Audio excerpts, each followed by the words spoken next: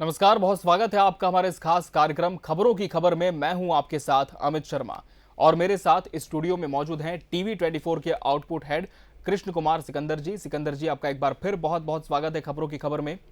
इस कार्यक्रम में हम देश दुनिया की उन खबरों पर चर्चा करते हैं जो सुर्खियों में रहती हैं। तो चलिए इस कार्यक्रम की शुरुआत करते हैं और बढ़ जाते हैं सबसे पहले हमारी पहली खबर की ओर। कर्नाटक विधानसभा चुनाव से जुड़ी हुई खबर है, जहां चुनाव के बाद 135 सीटें जीतकर स्पष्ट बहुमत पाने वाली कांग्रेस को मुख्यमंत्री तय करने में पसीने छूट गए हैं। गर्मी का मौसम और राजनीति की तपिश ने हाईकमान का हाल बेहाल कर दिया है। वरिष्ठ कांग्रेस नेता और पूर्व मुख्यमंत्री सिद्धरामैया और प्रदेश कांग्रेस अध्यक्ष डीके शिवकुमार की मजबूत दावेदारी से हुए शॉर्ट सर्किट ने मंथन का फ्यूज उड़ा दिया है। दोनों ही पार्टी हाईकमान में विश्वास तो जता रहे हैं, लेकिन मुख्यमंत्री पद से कम नहीं लेने के निर्णय पर अड़िग हैं। दोनों दावेदारों ने हाईकमान के समक्ष सांप चुचंदर की स्थिति पैदा कर दी। दोनों ही राज्य के कद्दावर नेता हैं। किसी को भी नाराज करने का अर्थ है कि बहुमत के बावजूद सरकार बनाने से चूक जाना। सिद्धरामैया ने दावा किया है कि उनके साथ 90 विधायक हैं, तो कांग्रेस को भी पता है कि अगर डीके शिवकुमार अलग राह चुनते हैं तो 70 से 75 विधायक टूट जाएंगे। राजनीति बहुमत का खेल है। हालांकि अब तक सिद्धरामैया का पलड़ा भारी है। अब देखना है कि हाईकमान का ऊंट किस करवट बैठेगा। सिकंदर जी, जब से कर्नाटक में विधानसभा चुनाव संपन्न हुए हैं, पहले कांग्रेस में काफी जश्न का माहौल था, लेकिन अब देखने की टेंशन बहुत ज्यादा बढ़ चुकी है, क्योंकि भीतर खेमे में बहुत सारी ऐसी चीजें हो रही हैं जिसे लेकर अब आलाकमान भी दुविधा में है। आज राहुल गांधी के साथ भी मुलाकात हुई है, बताया जा रहा है डीके शिवकुमार की भी। सूत्रों ने तो यहां तक कह दिया है कि सिद्धरामैया ही कर्नाटक के सीएम होंगे। लेकिन क्या आपको लगता है कि कांग्रेस के लिए यह निर्णय करना आसान हो जाएगा, और दोनों में से किसी एक का चुनाव यदि सीएम फेस के लिए कर दिया जाता है, सिद्धरामैया या डीके शिवकुमार में, तो किस तरह से बैलेंस करने की स्थिति यहां पर कांग्रेस के सामने होगी?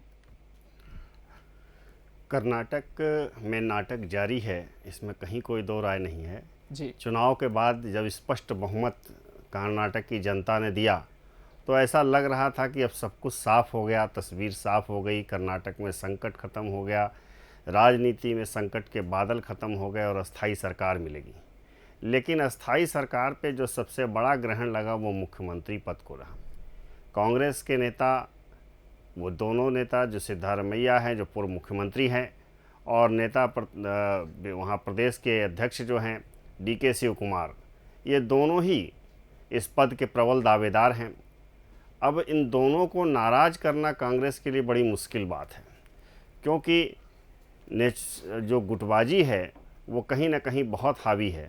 क्योंकि डीके शिवकुमार के खेमे में 70 से 75 विधायक बताए जा रहे हैं, जबकि सिद्धरामैया ने भी दावा किया है कि उनके साथ 90 विधायक हैं।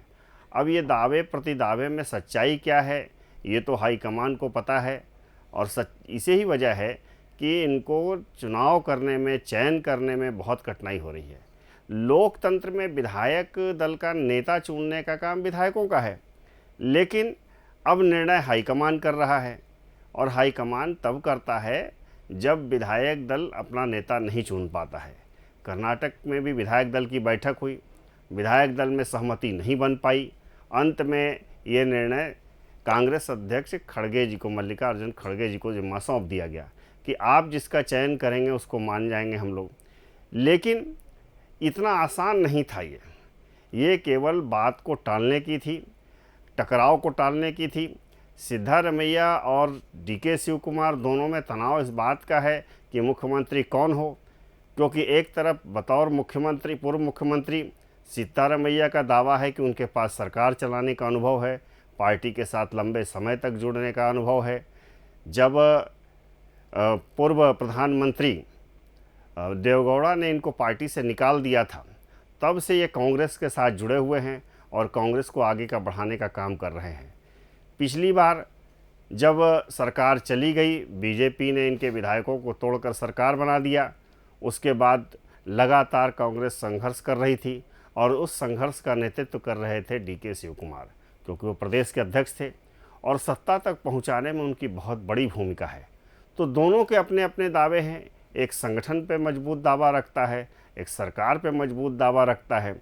और रह गई बात विधायकों में, जो सबसे बड़ी समस्या आ रही है चुनाव से पहले जो जातीय समीकरण साधे गए थे और जिन समीकरणों पर चुनाव लड़ा गया था, वो लिंगायत समुदाय और एक डीके शिव कुमार जिसमें आते हैं उन समुदाय, ये दूसरा बड़ा वोट बैंक था।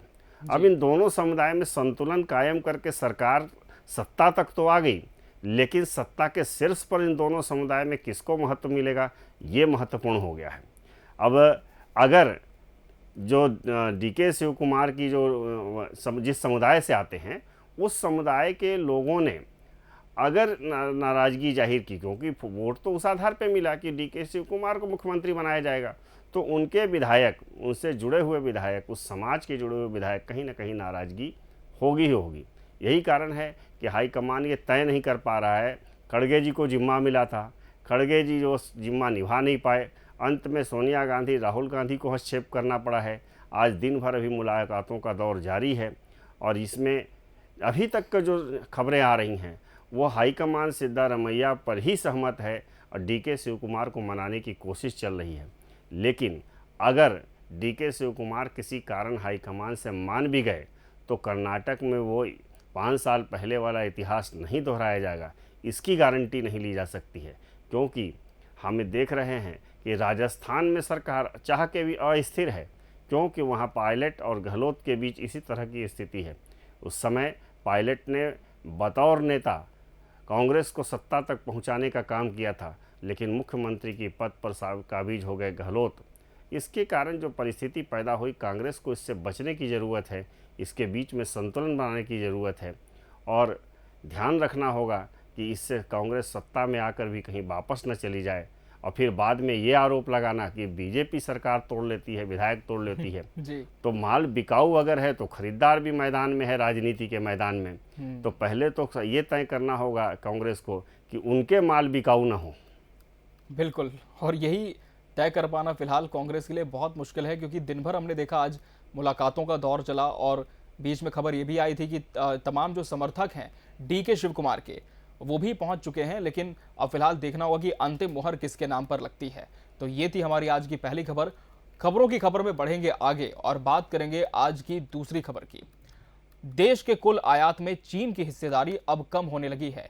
वित्त वर्ष 2022-23 में वस्तुओं के कुल आयात में चीन की हिस्सेदारी 13.79% रही, जबकि वित्तीय वर्ष 2021-22 में कुल आयात में चीन की हिस्सेदारी 15.43% की थी। हालांकि अब भी चीन भारत का सबसे बड़ा आयातक देश बना हुआ है।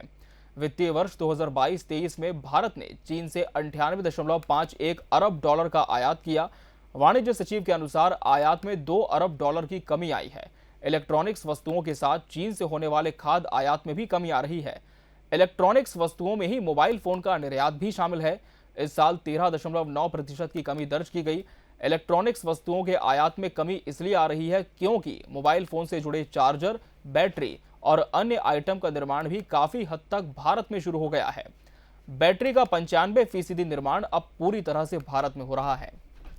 सिकंदर जी, एक वक्त था जब हम इलेक्ट्रॉनिक्स के लिए बहुत हद तक चाइना पर निर्भर हुआ करते थे, लेकिन अब भारत में भी कई बड़े ब्रांड्स ने अपनी फैक्ट्रियां स्थापित कर दी हैं। यहाँ पर भी इसका निर्माण किया जा रहा है और इससे एक फ़ायदा ये भी होता है कि जो एक लागत होती है, यानी कि कंज्यूमर तक जो प्रोडक्ट पहुँचता है, उसमें भी कहीं ना कहीं कमी आई है। तो क्या अब ये माना जाए कि धीरे धीरे हम जो चीनी उत्पाद हैं उसे पूरी तरह से कट ऑफ की दिशा में हैं, या फिर अभी भी भारत के सामने मुश्किलें हैं उत्पाद को लेकर? भारत के सामने मुश्किलें अभी भी हैं उत्पाद को लेकर जी, क्योंकि हमें चीन को समझना होगा और भारत सरकार की नीतियों को समझना होगा। जी, यहाँ के जो उद्योगपति हैं वो ज़्यादातर काम असेंबलिंग का करते रहे। वो चीन से पार्ट्स मंगाते थे, यहाँ असेंबलिंग करते थे। मोबाइल के मामले में खास करके ऐसे ही हुआ कि मोबाइल के सारे पार्ट्स चीन से मंगाए जाते थे और दिल्ली, नोएडा आस पास के इलाकों में बड़े पैमाने पर नई नई मोबाइल कंपनियां बन गई, नए नए ब्रांड बन गए और असेंबल करके उसे भेजा जाता रहा। चीन इस बात का अध्ययन कर रहा था और जब उसने देखा कि उसका बड़ा बाजार इन असेंबलिंग करने से हो रहा है, तो वीवो नामक कंपनी जो है वो चीन की, वो भारत के अंदर अपना मोबाइल लेकर आ गई और उसी रेट में लेकर आ गई, उसी फीचर के साथ लेकर आ गई। तो इससे उन व्यापारियों को, उन उद्योगपतियों को भारी नुकसान हुआ और झटका लगा जो भारत में कथित मेड इन इंडिया का मुहर लगाकर मोबाइल बेचा करते थे और चीन के सामान का आयात करते थे। तो ये एक बहुत बड़ा अंदेशा है और भारत सरकार इस चीज़ को भांप चुकी थी। यही कारण है कि Narendra Modi make in India, made in India, स्वदेशी, आत्मनिर्भर भारत जैसे नारे दिए और इसका असर कुछ हद तक हुआ। अब इसका असर ये हुआ कि धीरे धीरे लोग इस बात को समझ रहे, खास करके स्टार्टअप जो है कंपनियां, जो युवा जो थे वो मुद्रा लोन और बाकी दूसरे माध्यमों से पैसे लेकर छोटी छोटी चीज़ों का उत्पादन करने लगे और जो चीज़ चीन से मंगाने में जो खर्च लगता था और जो लागत में चीन से मिल जाता था उसी लागत में भारत में भी मिलने लगा।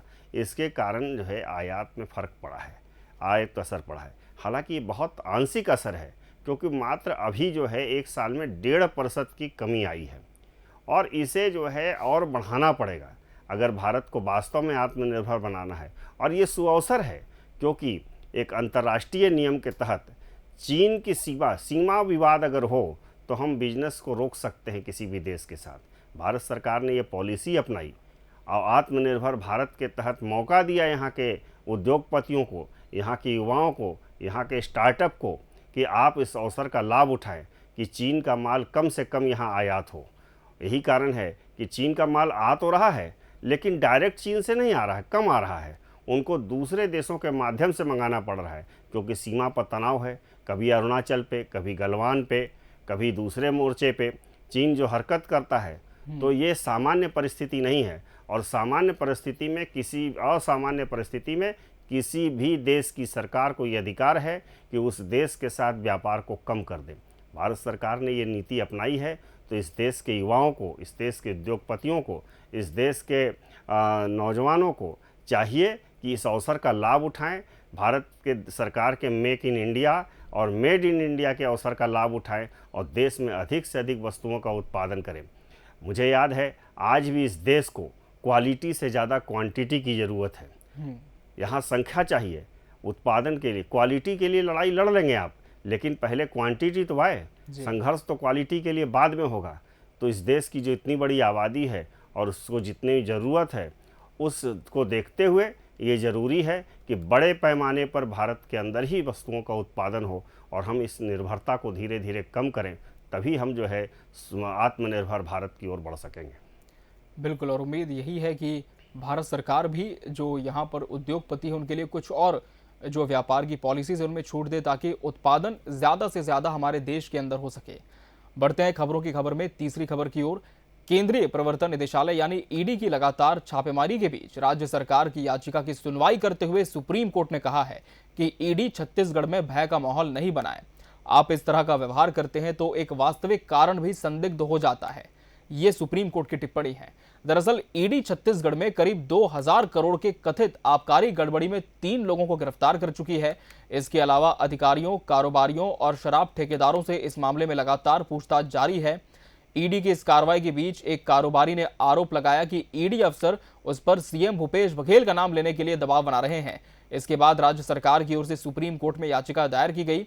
याचिका पर सुनवाई के दौरान छत्तीसगढ़ सरकार की ओर से कहा गया कि ईडी बौखला गई है, आबकारी अधिकारियों को धमकाया जा रहा है। ईडी वाले उन्हें और परिवार के सदस्यों की गिरफ्तारी की धमकी दे रहे हैं और मुख्यमंत्री को फंसाने की कोशिश कर रहे हैं। लिहाजा अधिकारियों ने सरकार से कहा है कि ऐसे में वो विभाग में काम नहीं करेंगे।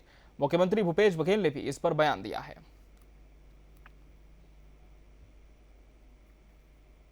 देखिए, सबसे बड़ी बात यह है कि भारतीय जनता पार्टी और ईडी दोनों मिले हुए हैं। इसका प्रमाण आपके पास है। ईडी का प्रेस विज्ञप्ति बाद में जारी होता है, रमन सिंह पहले जारी करता है। भारतीय जनता पार्टी के पेज में पहले बात आती है और उसके बाद ईडी एक्शन लेती है। इसका मतलब उसका गठजोड़ है और ये लोग जो जो जानकारी देते हैं वहाँ वहाँ वो रेड डाल रहे हैं। धोखे से भी भारतीय जनता पार्टी के नेता के यहाँ एक आध बार रेड डालें। ईडी वालों को कैसे पता कि कांग्रेसी कौन है और भारतीय जनता पार्टी कौन है? 3 साल हो गए आईटी और ईडी को यहाँ।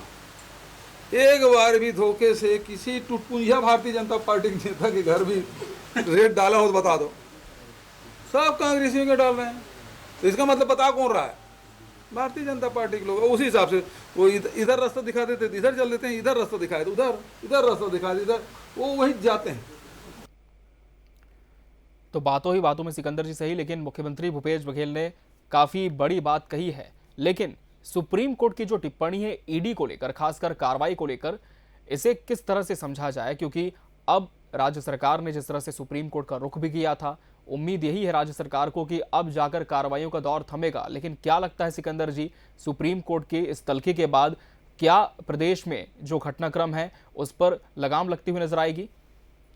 ईडी एक स्वतंत्र जांच एजेंसी है जी उसका काम ही है आर्थिक घोटालों में कार्रवाई करना, जी और इसके लिए ईडी कार्रवाई करती है। ये जितनी भी एजेंसियां हैं, जी चाहे वो सीबीआई हो, ईडी हो और एनआईए हो, इन सब पर ये आरोप लगते रहे हैं और ये कोई नई बात नहीं है। राजनीति में नेता अपने चरित्र को बचाने के लिए इन पर आरोप लगाते रहे हैं। पहले भी आरोप लगे हैं जी कि कांग्रेस की जब सरकार केंद्र में हुआ करती थी तो ये आरोप लगे कि विपक्ष के नेताओं को फंसाने के लिए केंद्रीय एजेंसी, आपको याद होगा कि सुप्रीम कोर्ट ने सीबीआई को तोता तक कह दिया था। जी तो ये नई बात नहीं है, ये बहुत पुरानी बात है। अब छत्तीसगढ़ में सीबीआई पर तो बैन है, सीबीआई बिना सरकार की अनुमति के आ नहीं सकती है। तो अब रह गई बात की बाकी कार्रवाई कैसे हो, लेकिन ईडी इससे स्वतंत्र है, ईडी पर बैन नहीं लगा सकते हैं, तो ईडी स्वतंत्र है। ये बात सुप्रीम कोर्ट भी जानती है कि ईडी जो है वित्तीय अनियमितताओं की जांच करती है। यही वजह है कि सुप्रीम कोर्ट ने इनकी अपील को माना और मानकर ये केवल टिप्पणी की कि आपका आचरण जो है, जो वास्तव में जो आप वित्तीय अनियमितता पकड़ना चाहते हैं, उससे अलग हट जाएगी।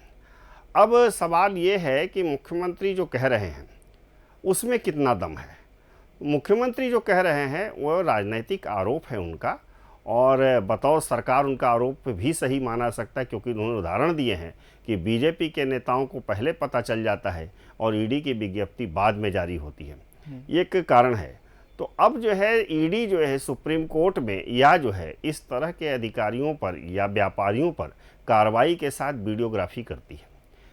अभी तक ईडी ने सुप्रीम कोर्ट में पक्ष नहीं रखा है, या अगली सुनवाई पर जब ईडी सामने जाएगी तो जो आरोप हैं उनके लिए वो वीडियोग्राफी निश्चित रूप से करेगी, ताकि वो ये ना कह सकें कि हमारे ऊपर टॉर्चर किया गया या इस तरह का दबाव डाला गया है। आरोपों से कुछ भी नहीं होता है।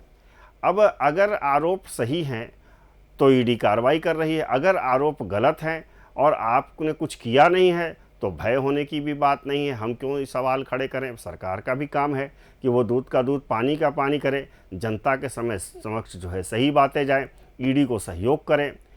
अगर ईडी ने ऐसा किया है, उनके चंद अधिकारियों ने किया है, तो वो गलत है, उनको उसका प्रमाण देना चाहिए। तो ये सारी चीज़ों का संतुलन बनाना पड़ेगा सरकार को भी और न्यायिक जांच एजेंसियां हैं उनको भी। सुप्रीम कोर्ट ने ईडी की कार्रवाई पर कोई सवाल नहीं खड़े किए हैं, केवल ईडी के अधिकारियों को ये कहा है कि आप अपना आचरण सुधारिए, इस तरह की शिकायतें नहीं मिलनी चाहिए, आपका व्यवहार ऐसा नहीं होना चाहिए, नहीं तो जांच भटक जाएगी। ये उनका सुप्रीम कोर्ट ने कहा है। अब आरोप प्रत्यारोप पर जाने की कोई मतलब ही नहीं कोई है, क्योंकि मेरा मानना है कि विपक्ष की जहाँ तक बात है कि विपक्ष अगर जारी करता है तो बहुत सारी चीज़ें लीक होती रहती हैं, और विपक्ष में कोई भी रहा हो उसने जो है आरोप पहले लगाए हैं और कार्रवाई बाद में हुई है, कोई नई बात नहीं है। मैं वर्षों से देख रहा हूँ, कोई भी सरकार रहे, आरोप पहले लगते हैं, कार्रवाई बाद में होती है, और कार्रवाई में क्या हुआ है ये पहले निकल के चला आता है। ये कोई नई बात नहीं है। सरकार का काम ये है कि अगर उनकी पार्टी, जैसा कि दावा सीएम ने कहा है, उनकी पार्टी और उनके लोग अगर निष्पक्ष हैं, उन्होंने कुछ ऐसा नहीं किया है, तो निश्चित रूप से जांच में कुछ नहीं निकलेगा। डर तब होता है जब हम जांच में से डरते हैं और जांच का सामना करने से भागते हैं, ये महत्वपूर्ण है। तो सरकार को चाहिए कि जांच एजेंसी है उसका सहयोग करें, जांच एजेंसी के अधिकारियों को भी चाहिए कि ऐसे आरोपों से बचें और पुख्ता प्रमाण रखें कि इस तरह की कोई कार्रवाई उन्होंने नहीं की है। बिल्कुल। तो फिलहाल देखना होगा कि जो ईडी के अधिकारी हैं उनके आचरण को लेकर जो सवाल उठ रहे हैं वो कहां तक उठते हैं। और हालांकि इस पर सियासत भी हो रही है और ये सियासत बहुत दूर तक जाती हुई नजर आ रही है। सिकंदर जी, आपका बहुत बहुत धन्यवाद इस कार्यक्रम में हमारे साथ मौजूद रहकर इन तमाम बड़ी खबरों पर विस्तार से चर्चा करने के लिए।